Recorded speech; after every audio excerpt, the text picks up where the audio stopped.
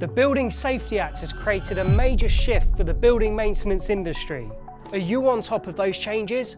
If not, you are in the right place to find out more. Hi, I'm Liam, and today we will explain the Building Safety Act to give you a baseline understanding of what it is and how you can achieve compliance. The Building Safety Act was introduced to improve building and fire safety, to establish clearer standards, responsibilities and accountability for safety throughout a building's life cycle, from design and construction to occupation. The Building Safety Act was introduced to prevent another Grenfell tragedy from happening again.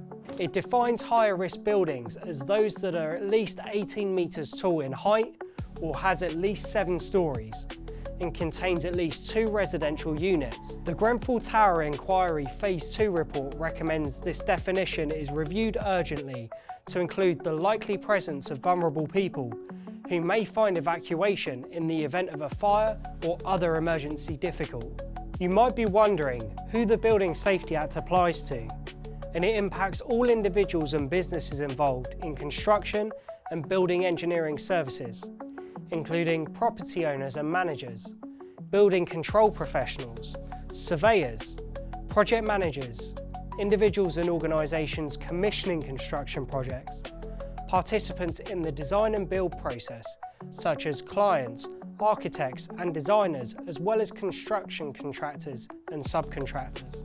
The Building Safety Act has introduced 2 new roles and responsibilities. The first is the accountable person, which is an organisation or individual who owns or has responsibility for the building and its common parts. They are legally responsible for assessing and managing fire and structural safety risks.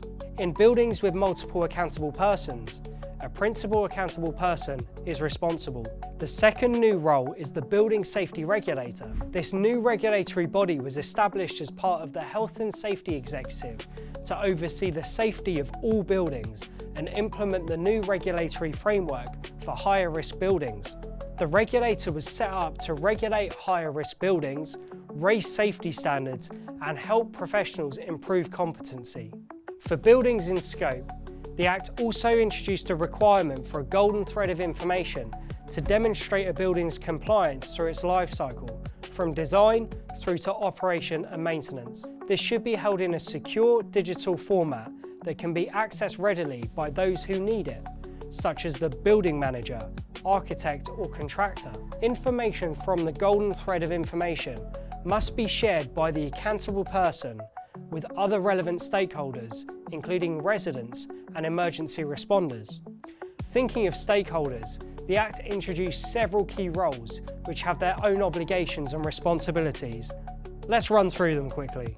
The roles are the client who commissions the building work, the principal designer who controls the design work, the designer who carries out the design work, the principal contractor who controls the construction or refurbishments, the contractor who carries out the construction or refurbishments. Under the Building Safety Act, these roles are known as the duty holders, and they are responsible for ensuring safety and building regulation compliance throughout the entire life cycle of the design and build process. This includes ensuring compliance with building regulations, fire safety standards and construction product regulations, being competent in the work they do and ensure the supply chain is competent, cooperation, coordination and communication with all project stakeholders. Where this involves changes to specification, additional work or identified risks, this should be done in writing to evidence the approach. Everything must be recorded, documented, evidenced and justified. Failure to do so would be breaking the law. You might have noticed that facility managers were not in the list of duty holders, but that doesn't mean they aren't bound by the Building Safety Act. They will usually be the ones that support the duty holders with meeting requirements, including collecting and maintaining relevant information towards evidencing the golden thread and the safety case report. Any new work commissioned by facilities managers that fall under building regulations will be subject to the requirements of the Building Safety Act. In all cases, facilities managers have a legal duty to remain competent and compliant. If you're a facilities manager, here are 10 considerations for you on the Building Safety Act, and number 7 is an absolute must. The first is compliance. You must ensure you are carrying out all statutory tasks to comply with legislation. The second is risk assessment. You must conduct regular risk assessments of your buildings to identify potential hazards or safety concerns. Next is maintenance. Implementing and overseeing a robust maintenance program is essential to address any issues identified during risk assessments or routine inspections. You must keep a detailed record of all maintenance activities, inspections, and any action taken to address safety concerns. This will help with your golden thread of information. The fifth consideration is being a liaison. You must keep all parties informed and involved in building safety measures, including the building occupants, owners, and regulatory authorities. Number 6 is providing training and awareness programs for building occupants to keep them up to date with safety protocols, emergency procedures, and risk mitigation measures. That all-important consideration 7 is reporting any significant safety concerns or incidents to relevant authorities.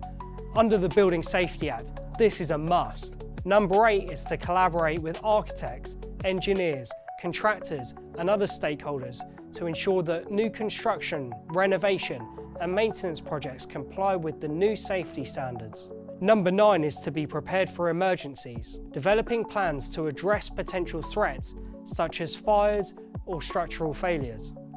And 10, you should be continuously evaluating and improving building safety measures to ensure compliance with evolving regulations and best practices. You don't want to get caught out by the Building Safety Act. Give yourself the best chance of compliance by downloading the SFG 20 Building Safety Act checklist via the link in the video description.